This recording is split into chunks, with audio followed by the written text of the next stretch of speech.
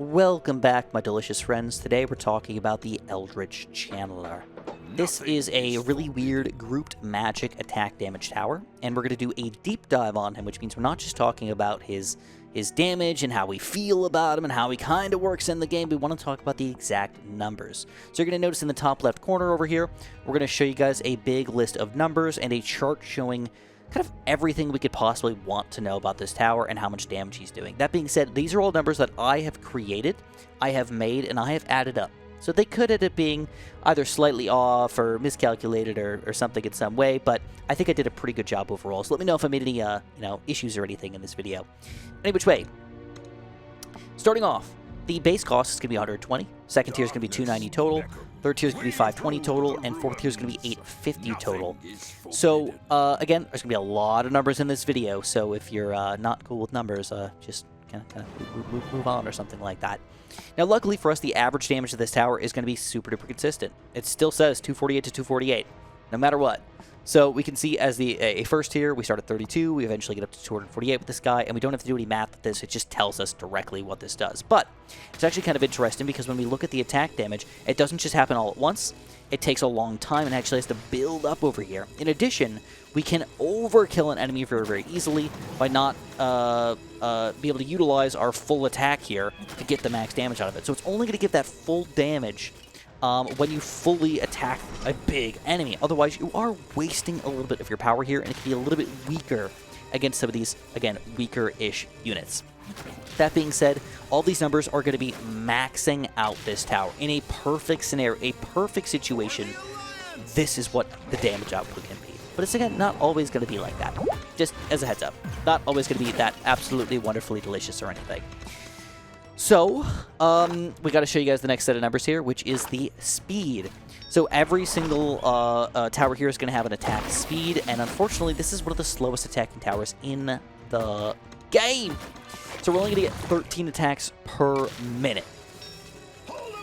That doesn't mean that we're absolutely awful or anything like that. It's okay to have a slower attack as long as it makes sense for the amount of damage you're doing, right? So, how much damage are we doing?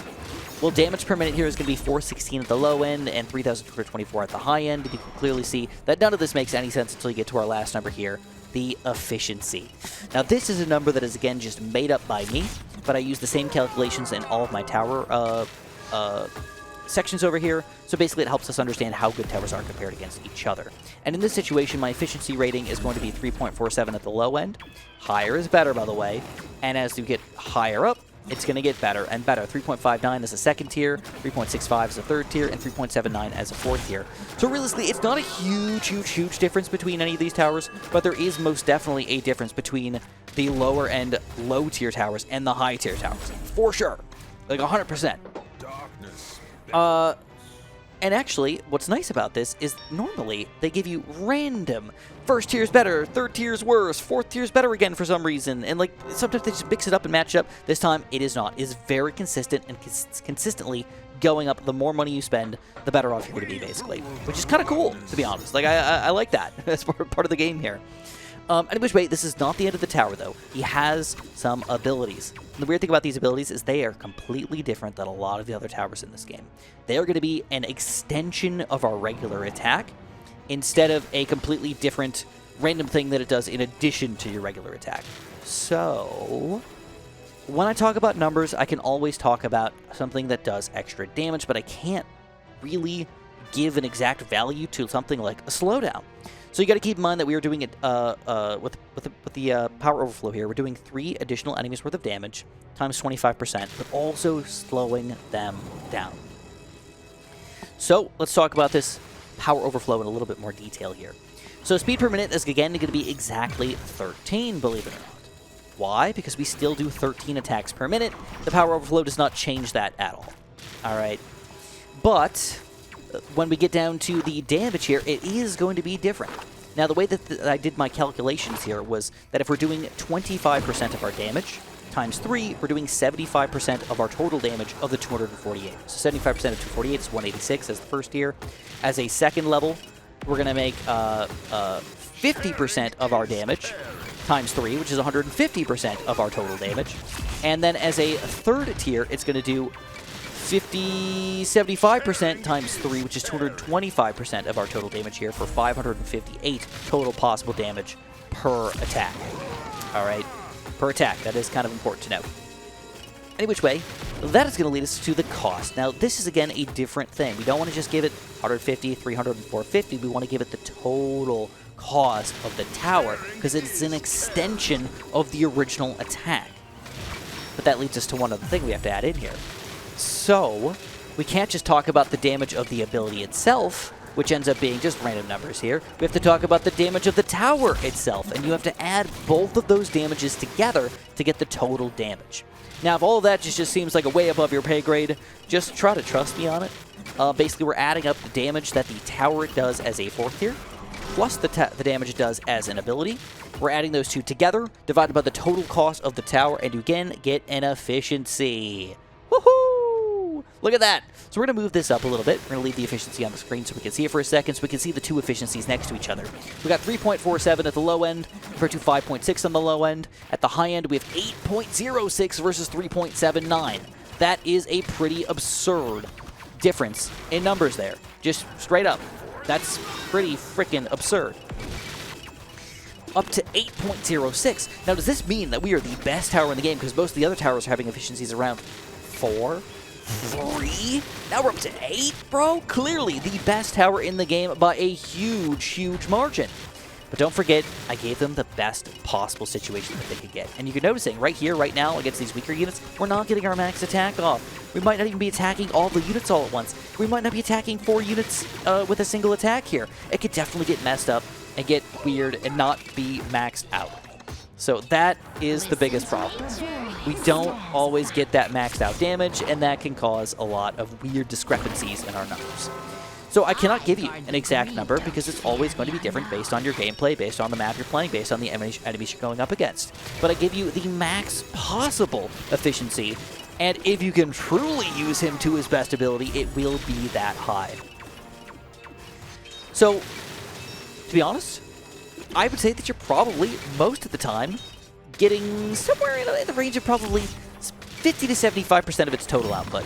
So realistically, you're probably in the 4 to 6 range if you get this guy to a 3rd tier maxed out power overflow. But again, it really is up to you to get that level 3 here, because clearly the level 2 and the level 1 are just not as powerful as they need to be, and even as a base Eldritch Channeler, it's definitely not very good at all. Only at 3.47 to 3.79, that's almost nothing compared to a lot of the other guys in this game. So, we gotta talk about one last thing. The Mutation Hex. Now this guy is an interesting ability, but it actually makes a lot of sense, believe it or not. So the way this is going to work is I'm going to launch this up out of the way again for a quick second, so we can talk about this last number set here. So speed-wise, this is going to be a slower ability. It's not going to happen as often as a lot of the other abilities in this game. And what it does is just turns a random enemy into a sheep. Every once in a while, that sheep is going to have half of the health of an enemy. So, for example, this guy normally has 630. Now he only has 315. Okay, it's as easy as that. You get half the health of an enemy. So, realistically, that's how much damage we're doing automatically with our Mutation Hex, is we are halving the health of an enemy. Now, that is, again, depends upon what kind of enemies we're going up against. Most enemies are going to have probably... Oh, by the way, you can do it to flying units too, which is kind of cool. You get a flying sheep. It's kind of hilarious, actually. Kind of like a cool little addition to the game. But any which way, you can only have one level of it, so that's all we can really talk about is the one level of it. And I was figuring, you know, what kind of enemies are we going to be fighting? How much damage are we doing? It's a question mark, actually. But in this situation, I figured probably about 500. Okay, if we're fighting a flesh golem and we turn him into sheep, I mean, taking 3,000 health down to 1,500, we're doing 1,500 damage with a single attack. If we're fighting a normal enemy like this vile spawner, 700, we're doing 350. And don't forget that I'm playing on casual right now. If I was playing on medium, hard, or medium, veteran, or impossible, of course, these guys would have even more health than that on top of it. So, like, you can clearly see how this can get kind of wild kind of quickly. with the ridiculous amount of extra damage you can do with the sheep upgrade. And which way I said at 500 was probably like roughly your average. Okay, not perfect, but roughly your average there, in a somewhat effective way. The cost is only $200, so the total damage that we can do is 2.6 times that 500, which means our efficiency is 6.5. So does that mean that we are a good tower? Great question. We just lost. We just lost. Does that mean we are a good tower in this game? Absolutely. I mean, across the board, everything here is pretty good. The cost is a little bit on the high end, and being almost forced to go for a 4th tier with the power overflow is kind of a thing. If you're going to buy this guy, you want to get a triple power overflow as soon as you possibly can, because you're going to be even more efficient than you were before. And of course, going for the sheep, little extra addition of $200 is not a big deal if you're fighting some reasonably big guys in here, which I assume you're going to at some point. Any which way, very solid tower across the board here. At least according to the numbers. If you can max him out and actually get him to be used effectively with some stall towers and stuff like that, he is going to be a solid addition to your team. Anyways, if this helped you guys out at all, if you liked the numbers game, feel free to press the like button for me. If you notice any mistakes or misunderstandings in my numbers here, feel free to let me know in the comments so we can get that all straightened out here. And yeah, like and subscribe and have a super duper delicious day.